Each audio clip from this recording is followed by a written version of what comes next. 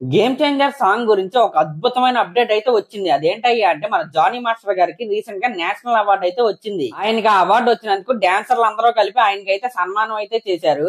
ఆ ఈవెంట్ లోను ఒక రిపోర్టర్ ఆయన దగ్గరికి వెళ్లి గేమ్ చేంజర్ సాంగ్ గురించి ఆ సాంగ్ ఎలా ఉండబోతుందని అయితే అడిగారు. అసలు ఆ సాంగ్ కాన్సెప్ట్ చాలా అంటే చాలా కొత్త కాన్సెప్ట్ అంట. ఇప్పుడు దాకా ఇండియన్ స్క్రీన్ మీద అలాంటి కాన్సెప్ట్ అయితే చూడలేదంట. దానికి తోడు ఆ సాంగ్ లో సీజీ వర్క్ అంటే కంప్యూటర్ గ్రాఫిక్స్ వర్క్ అయితే చాలా అంటే చాలా ఎక్కువగా ఉంటదంట. అసలు శంకర్ గారి సాంగ్స్ అంటేనే గ్రాఫిక్స్ కి పెట్టిన పేరు. మనం అయితే దాంట్లో ఆలోచించాల్సిన అవసరమే లేదు. అసలు ఆ సాంగ్ ఎలాంటి సాంగ్ అంటే ఎమోషన్స్ కి సంబంధించిన సాంగ్ అంట. అదేంటయ్యా అంటే మన మైండ్ లో ఉన్న ఎమోషన్స్ అలాగే మన బాడీలో ఉన్న ఎమోషన్స్ వీటన్నిటిని కలిపి ఆ ఎమోషన్స్ బయటకు వస్తే అవి ఎలా కనపడతాయి అనేది డాన్స్ రూపంలో చెప్పడమే ఈ సాంగ్ అంట.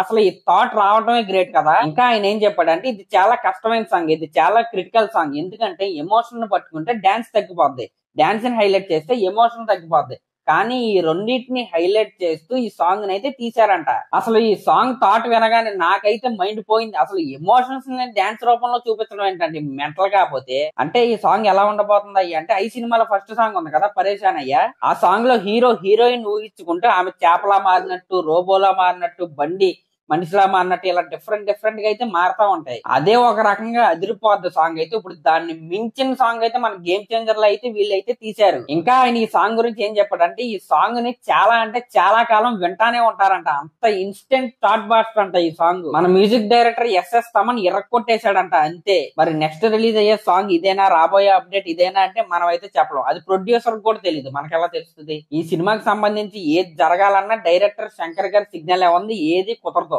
ఆఖరికి ఈ సినిమాకి 300 కోట్లు ఖర్చు పెట్టిన దిల్ రాజు గారు కూడా ఏమి చేయలేని పరిస్థితులు అయితే ఉన్నాడు. కాబట్టి అప్డేట్స్ వచ్చేంత వరకు వెయిట్ చేయడం తప్పించి మనకి వేరే ఆప్షన్ కూడా లేదు. నాకున్న రీసెంట్ ఇన్ఫో ప్రకారం సెప్టెంబర్ మధ్యలో నుండి అయితే గేమ్ చేంజర్ సినిమా అప్డేట్ అయితే వస్తుందంట. మరి అలా ఉంది మన పరిస్థితి. ఇంకా ఈ సాంగ్ లో ఉన్న వెరైటీ ఏంటి అంటే డిఫరెంట్ కంట్రీస్ నుంచి డిఫరెంట్ స్టైల్స్ ఉన్న మోడల్స్ ని అలాగే డాన్సర్లని ఈ సాంగ్ కోసం అయితే వాడారు. అంటే డోప్ సాంగ్ అంటారు దీన్ని. అంటే అల్ట్రా మోడర్న్ ఫ్యూజన్ అన్న మ్యూజిక్ ఉన్న సాంగ్ ఇది. ఇంక ఈ సాంగ్ అయితే బ్లాక్ బాస్టర్, ఇది అయితే పక్కన పెట్టండి. కానీ ఇంత కంటెంట్ ని ఇంత లేట్ గా రిలీజ్ చేయడం వల్ల సినిమాకి అయితే పెద్ద హోలే.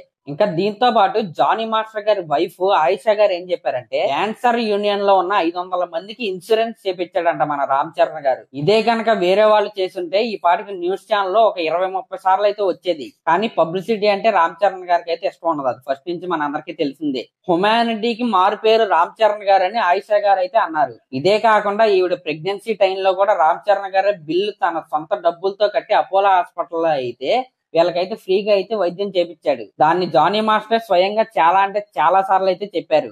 రామ్ చరణ్ గారి బర్త్డేకి జానీ మాస్టర్ సొంతంగా సాంగ్ కూడా పాడాడు. అది నాకు తెలిసి మీరు అందరూ వినే ఉంటారు. అదండి సంగతి. గేమ్ చేంజర్ సినిమా నుండి రీసెంట్ గా వచ్చిన అప్డేట్ అయితే ఇదే. ఇంకేమన్నా అప్డేట్ వచ్చిన వెంటనే నేనైతే ఇన్స్టెంట్ గా ఛానల్ అయితే పెడతాను. దాంట్లో ఎటువంటి డౌట్ అయితే లేదు. ఇంకా లాస్ట్ లో నేను చెప్పేది ఏంటంటే మీకు కనుక ఈ వీడియో నచ్చినట్టయితే సబ్స్క్రైబ్ చేసుకొని అలాగే ఒక కామెంట్ అయితే చేయండి. Thank you.